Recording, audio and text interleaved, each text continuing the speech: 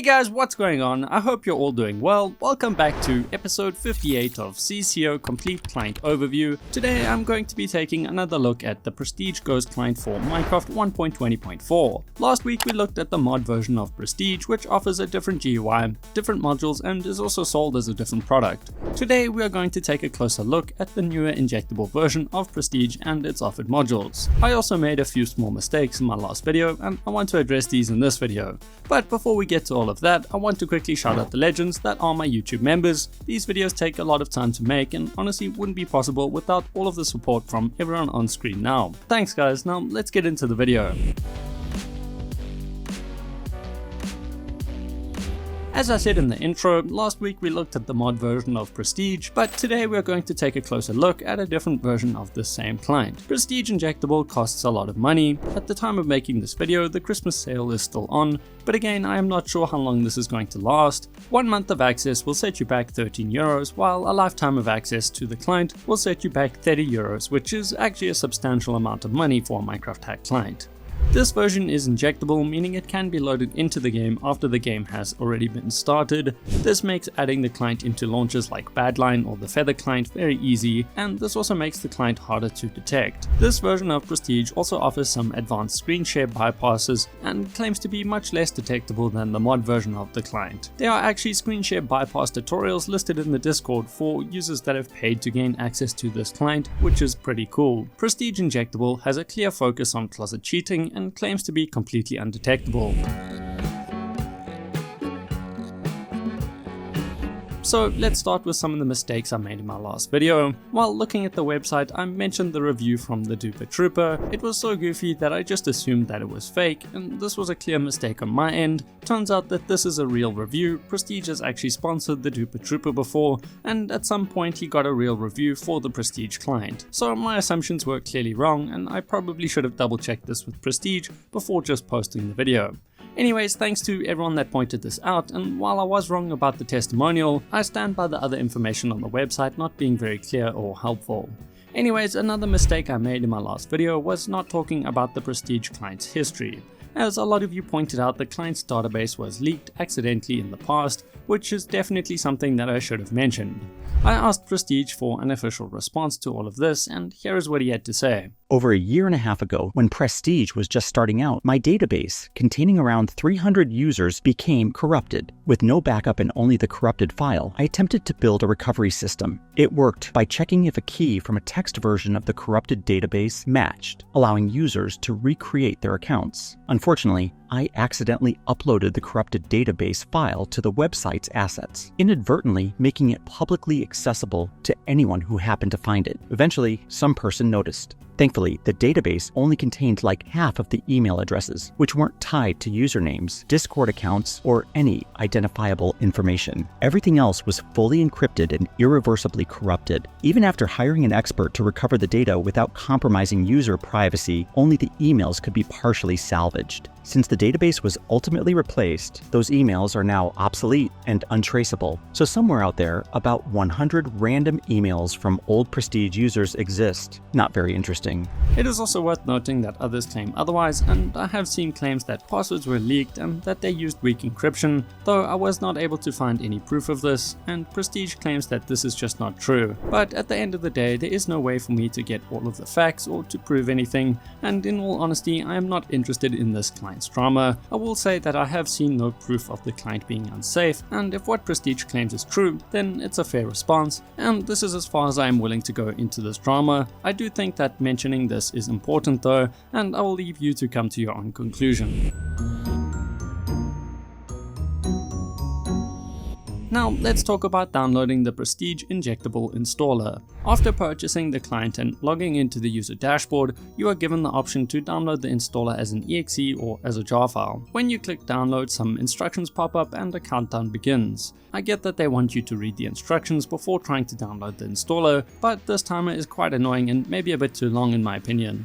Anyways, after downloading and testing both versions of the injector, I think the jar version is just better, and funny enough, unlike the mod version of Prestige, neither the jar or exe file flag Chrome or Windows Windows Defender, though the exe does flag Windows Smart Screen. The jar installer is easy to use and offers a lot, though it does sometimes take a little while to actually open. Currently the injector lists all Java applications, and this is fine, but it really should exclude itself from this list. There is no reason for it to list itself for injection, and this feels like a small detail that is probably easy to fix and would just make the injector a little bit better. Also, listing the supported versions would be nice. Currently the injector only supports Minecraft 1.20 to 1.20.4. Prestige did say that he is working on supporting newer versions though, and that these will be released soon.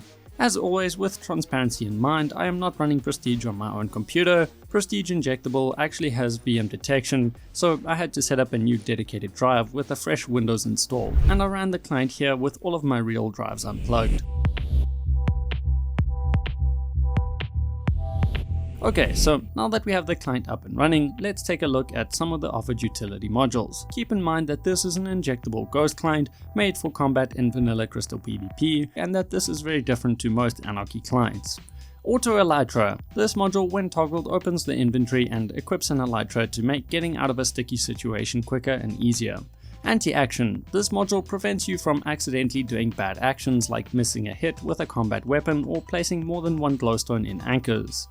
Bridge Assist. This module makes speed bridging super easy, while also making it look more legit for faster bridging with no skill required. Optimizations. This module optimizes default game renders and lets you disable explosions or the hurt cam effect. Glow ESP. This module makes players glow, and this acts as a sort of ESP. This does look more legit at a glance, but it is also pretty blatant to anyone paying any real attention. I am not sure why regular name tags or ESP is not offered when this exists. There really are not a lot of offered modules, but Prestige Injectable is still officially in beta, so more modules and features should hopefully be added to the client in the near future. Now, before we dive into the combat related hacks, I want to take a quick break and ask everyone watching to either like or dislike the video. This lets me know if you're enjoying my content and helps me make better videos. Thanks guys, now let's get back to those combat modules. Auto Crystal. This module automatically places and explodes end crystals, but again it functions in a more legit way than Anarchy client equivalents. Fast Place. This module allows you to place blocks faster, and this is amazing in any combat game with blocks. Auto Clicker. This module automatically clicks for you at random values between the two set amounts to make it appear more legit. Auto Pot. This module automatically throws potions to heal you when your health is low to keep you alive for as long as possible. Again, there are not a huge amount of offered hacks, but I will say that most of the hacks that are offered have a decent amount of settings and function well. The default key for opening the GUI is right shift, though this can be changed in the client settings. I have said this before, but I am not personally the biggest fan of the CSGO style GUI themes, and unfortunately this is all that is offered with this version of the client. This is just a personal preference thing though. The GUI is fully functional and usable, and it offers a few settings. There are particles that can be enabled or disabled and color pickers, but that is about as far as customizations go. I asked Prestige why there were not more options, and he said that it was to stop users from making ugly client configs. I do understand this logic and get where he's coming from, but at the same time, if I am paying so much money for a client, I don't need the client owners to think for me. I want to be able to choose how I use the client, and so I'm not really a big fan of these restrictions. When it comes to HUD modules, things are pretty disappointing. There are only like 2 or 3 HUD elements, and these can only be positioned with sliders, which kinda sucks. Though these may again be improved in future versions, I don't want to be too harsh, the client is still officially in beta after all. Like the mod version of this client, Prestige Injectable offers a config market with free and public configs that are easy to load and share, which is really awesome. When it comes to client support, the Discord is the go-to place with a ticket system and a few active staff members. It is also worth noting that there are channels dedicated to paying members, and as I mentioned earlier, there are tutorials on how to effectively bypass screen share, which is pretty cool. There are also a lot of people asking for features, and Prestige seems to be pretty active here, which is great. So in conclusion, the injectable version of Prestige is very different to the mod version, from the GUI to the offered modules to the pricing. I think the main value from this injectable version is the anti-screen share bypasses and the config marketplace. When it comes to modules, the ones that are offered work well, but there really are not a lot of offered modules. This does make it kind of hard for me to recommend the client. Paying 30 euros for just over 20 modules feels crazy to me, but I do also have to keep in mind that Prestige Injectable is still officially in beta and that more modules are likely going to be added in due time.